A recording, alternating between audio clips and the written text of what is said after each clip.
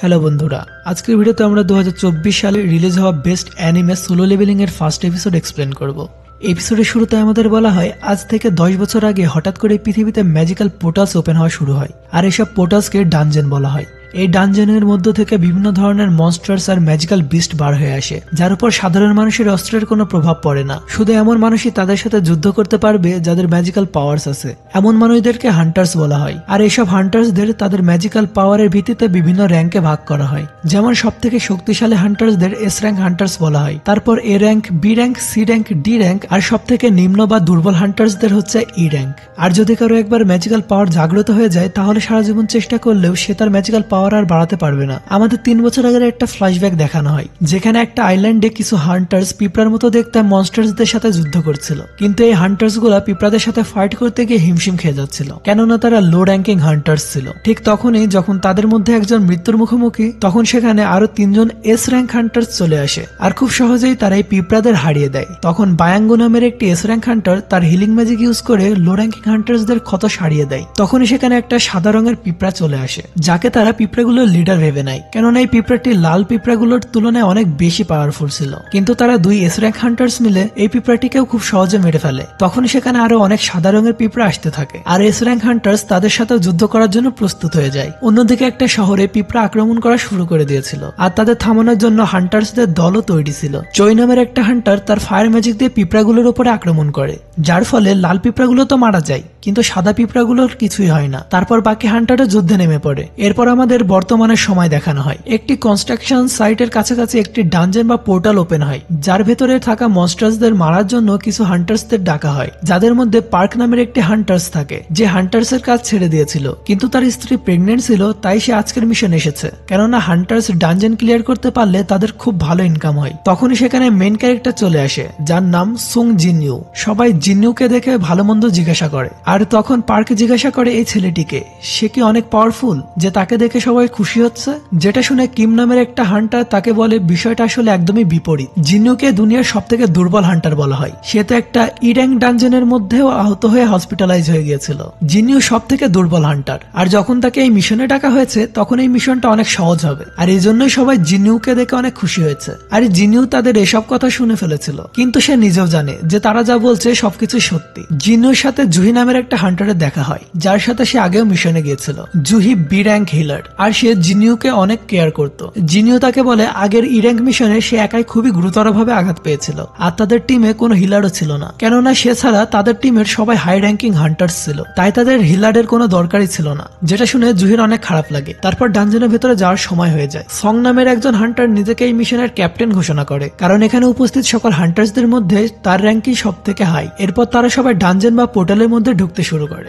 জিনিউ তার অস্ত্র বার করে নেয়, যেটি ছিল একটি ছোট ছুরি।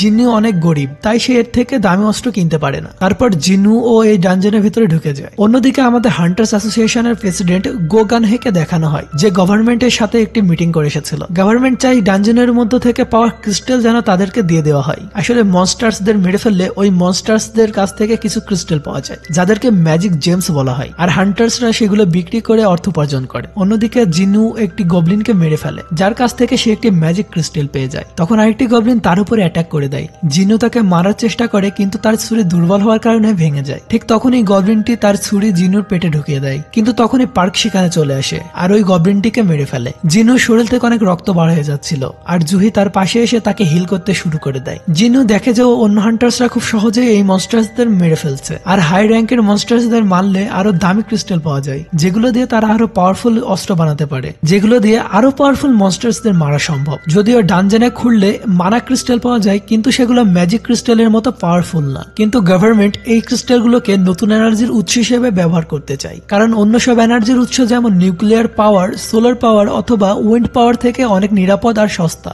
আর গভর্নমেন্ট এই কাজে নিয়োজিত যে কিভাবে তারা এই মানা ক্রিস্টাল আর ম্যাজিক ক্রিস্টাল ব্যবহার করে বিদ্যুৎ উৎপন্ন করতে পারবে। অন্যদিকে হান্টার্সরা ডানজেনের ভেতরে থাকা সকল মনস্টার্সদের মেরে ফেলেছে, আর তাদের মিশন পূরণ হয়ে গিয়েছে, কিন্তু তারা এখানে অনেক মানা ক্রিস্টাল বা ক্রিস্টাল খুঁজে পায়নি, যা থেকে তারা খুব বেশি আয় করতে পারবে না। জিনিউর কাছে শুধুমাত্র একটি ক্রিস্টাল ছিল, যেটা অনেক সস্তা। তারপর জুহি জিনিউকে জিজ্ঞাসা করে সে হান্টার কেন হয়েছিল, কারণ এভাবে একদিন শীঘ্রই তার মৃত্যু হবে। তখনই তাদের মধ্যে একজন সেখানে একটি সুড়ঙ্গ দেখতে পায়, যেটার মানে এই ডানজেনের ভেতর আরো একটি ডানজেন রয়েছে, যেটি খুবই অদ্ভুত। আর এইসব ডানজেনকে ডাবল ডানজেন বলা হয়। ক্যাপ্টেন সং তাদেরকে বলে তাদের এই বিষয়টা হান্টার্স অ্যাসোসিয়েশনকে জানানো উচিত, কিন্তু অন্য হান্টার্সরা তাকে বলে তাদের এই সুরঙ্গের ভেতরে গিয়ে অন্য মনস্টারদের মেরে ফেলা উচিত, যাতে তারা আরো ক্রিস্টাল পেতে পারে। আর এটা একটা ডি র্যাঙ্কের ডানজেন হবে হয়তো, তাই তাদের ভয় পাওয়ার কোনো দরকার নেই। তারপর ক্যাপ্টেন সবার কাছ থেকে ভোট নেয় তাদের ভেতরে যাওয়া উচিত কিনা। তখন অর্ধেক মানুষ যেতে রাজি হয় আর অর্ধেক মানুষ যেতে বারণ করে। এখন শুধুমাত্র জিন্নুর ভোটই বাকি ছিল। জিন্নুর বাবা নিখোঁজ ছিলেন এবং জিন্নুই পরিবারের একমাত্র উপার্জনকারী সদস্য। তার মা সবসময় অসুস্থ থাকে আর তার বোনকে কলেজে যেতে হবে। এই সমস্ত জিনিসের জন্যই জিন্নু এই ধরনের মারাত্মক কাজ করে। আর সেও সুরঙ্গের ভেতরে যাওয়ার জন্য হ্যাঁ বলে দেয়। হান্টার্স অ্যাসোসিয়েশনে ভর্তির জন্য প্রথমে তাদের পরীক্ষা দিতে হয়, যার মাধ্যমে তাদের ম্যাজিক্যাল পাওয়ারের সম্পর্কে জানা যায়। তারপরে এই হান্টার্সদের সে অনুযায়ী র্যাঙ্ক দেওয়া হয়। তারপরে এইসব হান্টার্সদের আলাদা আলাদা গিল্ড হায়ার করে। চোই একটি গিল্ডের মাস্টার, সে তার লোককে বলে প্রতিভা দেখে যেন হান্টার্সদের হায়ার করা হয়, আর সে ছেলে কিংবা মেয়েই হোক না কেন। তাদের গিল্ডে চাইন নামের একটা হান্টার অনেক ট্যালেন্টেড। তারপর আমরা দেখি দুইটা চোর একটি মেয়ের পার্স চুরি করে মোটরসাইকেলে করে পালিয়ে যাচ্ছিল। হঠাৎ করে তাদের সামনে একটা মেয়ে চলে আসে, আর সেটা চাহিন ছিল, যে একজন এস র্যাঙ্ক হান্টার। চাহিন লাভ দিয়ে ওই চোরগুলার কাছ থেকে মেয়েটির পার্স নিয়ে নেয়, আর চোররা বাইক থেকে পড়ে যায়। কিছুক্ষণের মধ্যে তার চারপাশে মানুষের ভিড় জমা হয়ে যায়, আর সবাই তার প্রশংসা করতে শুরু করে দেয়। এটা চাহিনে অনেক অস্বস্তি হয়, তাই সে বিল্ডিং এর উপর লাফিয়ে সেখান থেকে চলে যায়। অন্যদিকে হান্টার্সরা সুরঙ্গের ভেতরে যাচ্ছিল। জিন্নু জুহির কাছে ক্ষমা চাই, কেননা তার জন্যই জুহিকে ভেতরে আসতে হয়েছে। জুহি তাকে অনেক বকাঝকা করে, কেননা সে এখনই মরতে মরতে বেঁচে গিয়েছে। তবুও সে অন্য ডানজনে যেতে হ্যাঁ বলেছে।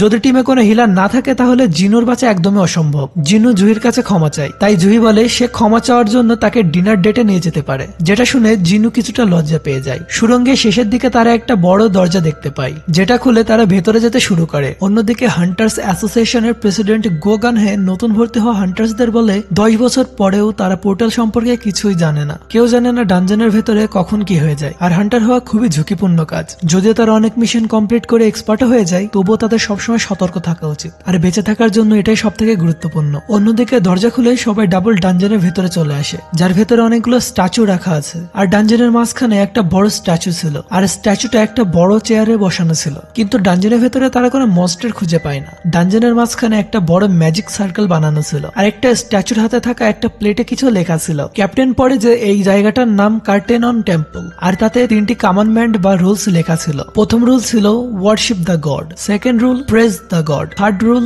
Believe in God. আর যারা এই 3টে রুল ফলো করবে না তারা এখান থেকে বেঁচে ফিরতে পারবে না। তখনই ভয়ে জুহি জিনিউকে বলে সে বড় স্ট্যাচুটির চোখ নড়তে দেখেছে। তখন ওই ডানজনের দরজাটি নিজে নিজে বন্ধ হয়ে যায়, আর এখন এই হান্টার্স গুলো সেখানে আটকে গেছে। আর তখন একটা হান্টার সেখান থেকে দরজা খুলে বের হয়ে যাওয়ার চেষ্টা করে, কিন্তু দরজার পাশে দাঁড়িয়ে থাকা একটা স্ট্যাচু ওই হান্টারকে 2 ভাগে কেটে ফেলে, যেটা দেখে সবাই ভয়ঙ্কর ভাবে ভয় পেয়ে যায়। তারা ভাবে স্ট্যাচু কিভাবে নড়তে পারে, আর যদি একটা স্ট্যাচু নড়তে পারে তাহলে এর মানে এখানে থাকা সব স্ট্যাচুই জীবন্ত। জিনু অনেক ভয় পেয়ে যায়। সেভাবে ডি র্যাঙ্কের হান্টার একাঘাতেই মারা গেল, তাহলে তার মতো ই র্যাঙ্ক হান্টারের কি অবস্থা হবে। আর এই স্ট্যাচু গুলো অনেক পাওয়ারফুল, কারণ এটা কোনো লো র্যাঙ্কের ডানজেন না, যার মানে জুহি সত্যি বলছিল। জিনু আবারও তার পেছনে থাকা বড় স্ট্যাচুর দিকে তাকায়, আর ওই স্ট্যাচুটিও জীবন্ত ছিল। জিন্নু এর আগে অনেক খারাপ পরিস্থিতির মধ্যে পড়েছিল। সে তার প্রথম মিশনে তার টিম থেকে আলাদা হয়ে গিয়েছিল, আর তাকে একটা ই র্যাঙ্কের গবলিন আঘাত করেছিল, আর সে অনেক সপ্তাহ ধরে হসপিটালে পড়েছিল। আরেকবার তো সে একটা গোলকধাঁধায় আটকে গিয়েছিল, আর না খেতে পেয়ে প্রায় মারাই যাচ্ছিল। লো র্যাঙ্কিং ডানজনের ভেতরে যাওয়াও তার জন্য জীবন মৃত্যুর প্রশ্ন। ম্যাজিক ক্রিস্টাল বিক্রি করে হান্টার্সরা যে অর্থ পায় তা দিয়ে তারা আরো পাওয়ারফুল অস্ত্র কেনে, যাতে তারা আরো পাওয়ারফুল মনস্টার্সদের মারতে পারে। কিন্তু জিন্নুর কাছে শুধুমাত্র একটা সস্তা ছুরি ছিল, যেটা ভেঙে যাওয়ার পরে জিন্নু খালি হাতেই মিশনে যেত। তার জুতো ছিঁড়ে গিয়েছিল। এত ভয়ঙ্কর কাজ করার পরেও জিন্নু তেমন একটা উপার্জন করতে পারত না, কিন্তু বেঁচে থাকার জন্য সে সবসময় সজাগ থাকতো। তার চারপাশে কি হচ্ছে সে সবসময় সেটাকে খুব ভালো করে লক্ষ্য করত। আর সে যে মনস্টারটি মেরেছিল সেটিও লুকিয়ে পেছন থেকে মেরেছিল। তখন ওই বড় স্ট্যাচুর চোখ লাল হতে জিন্নু সবাইকে নিচে ঝুঁকে যেতে বলে। তখন ওই স্ট্যাচুর চোখ দিয়ে লেজারের মতো আগুন বের হয়, যার ফলে একটা হান্টার সেখানে জ্বলে ছাই হয়ে যায়। কিন্তু জিন্নু নিজেকে আর জুহিকে বাঁচিয়ে নেয়। সবাই খুব ভয়ঙ্কর ভয় পেয়ে যায়। জিন্নু ভাবে এসব কেন হচ্ছে, এখান থেকে বাইরে যাওয়ার আর কোনো রাস্তা নেই, তার মানে সেও মারা যাবে। আর এই এপিসোড এখানে শেষ হয়ে যায়। তো বন্ধুরা, এই অ্যানিমেটার প্রথম এপিসোড কেমন লাগলো অবশ্যই কমেন্টে জানিও। আর যদি এই অ্যানিমেটার পরবর্তী এপিসোডগুলো দেখতে চাও তাহলে চ্যানেলটাকে সাবস্ক্রাইব করে দিও। তো আজকের ভিডিওতে এই পর্যন্তই, দেখা হবে পরবর্তী ভিডিওতে।